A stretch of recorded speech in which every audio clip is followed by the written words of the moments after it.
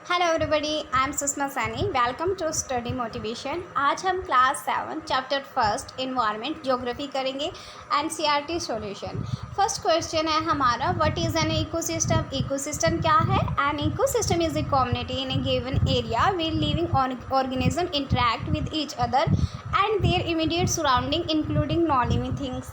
इसमें क्या बताया कि जो इकोसिस्टम है वो क्या है, वे एक एरिया है जिसमें क्या होता है, लिविंग ऑर्गेनिज्म होती है, वो इंटरैक्ट करते हैं किसके साथ, अपनी आसपास की चीज़ों के साथ और नॉन लिविंग थिंग्स के साथ। इसको हम एक एग्जांपल के साथ समझेंगे। क्या जैसे होते पेड़ पौधे होते हैं, घास होते हैं, वो क्या करते हैं, प्रकाश सूर्य की किरणों से क्या करते हैं, वो अपना भोजन लेते हैं। उसी प्रकार एनिमल्स क्या होते हैं, एनिमल्स जो होते हैं वो अपना पेड़ पौधों से अपना भोजन लेते हैं।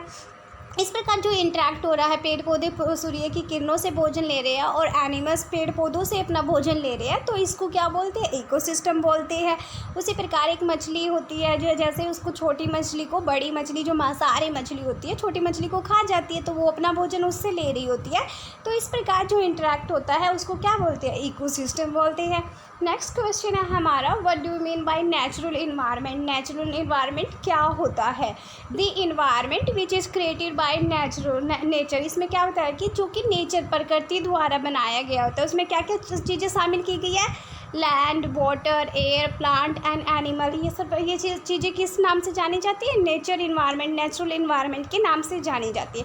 क्योंकि जो पानी होता है, हवा होती है, पेड़ पौधे, पशु ये और भूमि होती है, ये सब चीज़ें प्रकृति द्वारा दी होती है। तो हम इन सब चीज़ों को क्या बोलते हैं, नेचर इन्वायरमेंट बोलते हैं, नेचुरल इन्वायरमेंट बोलते हैं। Next, what are the major components of the environment. जो इन्वायरमेंट है उसके कुछ तत्व क्या है, कौन से हैं, natural environment, human environment and human made environment. अभी नेचुरल इन्वायरमेंट में हमने किया था land, water, air, plant and animals, ये क्या होती है, नेचुरल इन्वायरमेंट होती है। और human and human made environment क्या है, जो ह्यूमन मेड इन्वायरमेंट क्या होता है, जो मानव द्वारा बनाया जाता है, जैसे रोड, बिल्डिंग्स, व्हीकल, ब्रिज, ये सब चीज़ें क्या है, वो इंसान द्वारा, मानव द्वारा बनाई जाती है। ह्यूमन इन्वायरमेंट में होता है जैसे मानव का इंडिविजुअल, अगर किसी फैमिली के साथ रह रहा है तो फैमिली इन्वायरमेंट, अगर कोई एजुकेशन इंस्टीट्यूट है तो उसको हम एजुकेशन इंस्टीट्यूट मतलब एजुकेशन इन्वायरमेंट। तो इस प्रकार की चीज़ों को जहाँ पर मानव शामिल होते हैं तो उसको बोलते हैं human environment. Next, give 4 example of human made environment. जो मानव द्वारा बनाए गए हैं उन चीज़ों का 4 उदाहरण बतानी है। व्हीकल्स क्या है, मानव द्वारा बनाए गए, बिल्डिंग्स भी मानव द्वारा, रोड, पार्क, ब्रिज, जो हमारे आसपास की बहुत सारी चीज़ें होती है, हमारा फ़ैन है, जिस सिस्टम से आप इस वीडियो को देख रहे हैं, मोबाइल से, लैपटॉप से, वो सब चीज़ें क्या है, वो मानव द्वारा बनाई गई है। Next, what is lithosphere. Lithosphere यानी सरथल मंडल क्या है, देखते हैं। Lithosphere is the solid crust और the hard top layer of the earth. जो लिथोस्फेयर, सरथल मंडल क्या होता है, मतलब अर्थ के टॉप पर जो एक कठोर परपट्टी होती है उसको क्या बोलते हैं, लिथोस्फेयर। और वो किस किस चीज़ से बनी होती है, रॉक्स, चट्टानों और खनिजों से बनी हुई होती है। और cover by a thin layer of soil, यानी मिट्टी की पतली सी लेयर से वो कवर होती है और चट्टानों और जो खनिजों से बनी हुई होती है। अर्थ के टॉप में सॉलिड क्रस्ट परपट्टी जो होती है, कठोर परपट्टी होती है, उसको क्या बोलते हैं, लिथोस्फेयर, जहाँ पर हम अपना रोड, बिल्डिंग वगैरह बनाते हैं। Next, which are the 2 major components of biotic environment. जो जैविक पर्यावरण है उसमें क्या है, उसके कोई 2 कंपोनेंट्स बताने हैं। प्लांट्स क्या होते हैं, प्लांट्स भोजन अपना सूरज की किरणों से क्या होता है, भोजन लेते हैं और इन्हें पानी की भी नीड होती है। एनिमल्स को भी भोजन चाहिए होता है, पानी होता है, और ये क्या होती है, बायोटिक इन्वायरमेंट के उदाहरण है। Next, what is biosphere. हमने लेसन में रीड किया था। बायोस्फीयर क्या होता है, जहाँ पर जीवन संभव होता है वहाँ पर क्या होता है, बायोस्फीयर बोला जाता है। Biosphere is a narrow zone of the earth where land, water and air interact. ये भी क्या है, इकोसिस्टम की तरह इसमें भी क्या होता है, इंटरैक्ट होता है सब चीज़ों के साथ, वो लैंड के साथ, वाटर के साथ, एयर के साथ। तो इसको क्या बोलते हैं, बायोस्फीयर, जहाँ पर जीवन पॉसिबल हो और ये सब चीज़ें एक दूसरे के साथ इंटरेक्ट करी और जीवन संभव हो, उसको क्या बोलते हैं, बायोस्फीयर। इसमें क्या क्या चीज़ें शामिल की है, प्लांट एंड एनिमल एक साथ जहाँ पर रह रहे होते हैं। हम ह्यूमन को भी इन चीज़ों के साथ इंटरेक्ट करते हैं, तो हम भी क्या है, बायोस्फीयर में रह रहे।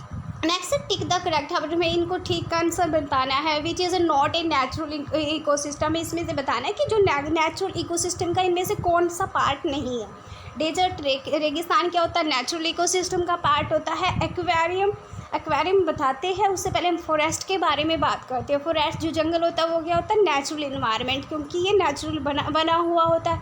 एक्वेरियम क्या होता है, ये एक होता है टैंक, जो टैंक होता है, उसके अंदर पानी रखा जाता है, छोटी छोटी मछलियाँ रखी जाती है और इसके अंदर मतलब छोटे छोटे पेड़ पौधे रखे जाते हैं। ये बनाया जाता है, जिसको मछली घर बोलते हैं। इसके अंदर मछली रखी जाती है, तो ये बनाया गया इंसानों द्वारा, तो ये नेचुरल इकोसिस्टम का पार्ट नहीं है। नेक्स्ट है which is not a components of human environment. अब इसमें से ह्यूमन इन्वायरमेंट का पार्ट नहीं है। अभी हमने बात की थी जहाँ पर इंसान खुद शामिल होकर मतलब कोई बनाता है, उसको क्या बोलते हैं, ह्यूमन इन्वायरमेंट। लैंड क्या है, नेचुरल इन्वायरमेंट है। नेक्स्ट रिलीजन एंड कम्युनिटी, यानी यह मानव शामिल होता है तो इसको बोलते हैं ह्यूमन इन्वायरमेंट, तो ये पार्ट इसका आंसर है, लैंड है। नेक्स्ट है which is a human made environment, जो इंसानों द्वारा बनाए गए उस इन्वायरमेंट को बताइए। माउंटेन क्या होती है, पर्वत जो होते हैं नेचुरली होते हैं। समुद्र जो होते हैं वो भी नेचुरली होते हैं। रोड क्या है, इंसानों द्वारा मानव द्वारा बनाया गया है, तो ये क्या है, ह्यूमन मेड इन्वायरमेंट है।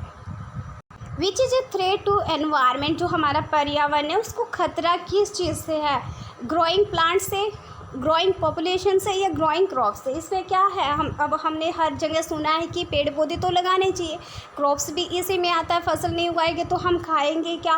तो ये सब चीज़ें क्या है, ये तो इन्वायरमेंट हमारे पर्यावरण के लिए खतरा नहीं हो सकती, तो बढ़ती जनसंख्या जो है वो हमारे इन्वायरमेंट के लिए खतरा होती है। नेक्स्ट है मैच द फ्लोइंग, अब हमको मैच करना है। फर्स्ट है हमारा बायोस्फीयर, अभी हमने रीड किया था कि जहाँ पर जीवन संभव होता है, सब चीज़ें आपस में इंटरेक्ट कर रही होती है, तो वो क्या होता है, बायोस्फीयर होता है। तो इसका आंसर क्या होता है, a narrow zone where land water and air interact. यहाँ पर ये सब चीज़ें क्या कर रही होती है, इंटरेक्ट कर रही होती है। नेक्स्ट है एटमॉस्फेयर, यानी वायुमंडल। वायु में क्या होती है, हवा होती है।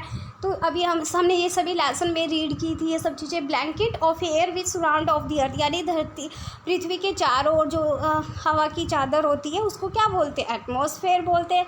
हाइड्रोस्फेयर यानी जल का क्षेत्र जो होता है, डोमेन ऑफ वाटर, पानी के क्षेत्र को क्या बोलते हैं, हाइड्रोस्फेयर। इन्वायरमेंट क्या होता है, जो हमारे आसपास की सभी चीज़ें होती है उसको क्या बोलते हैं, इन्वायरमेंट। तो आवर सराउंडिंग इसका आंसर होता है।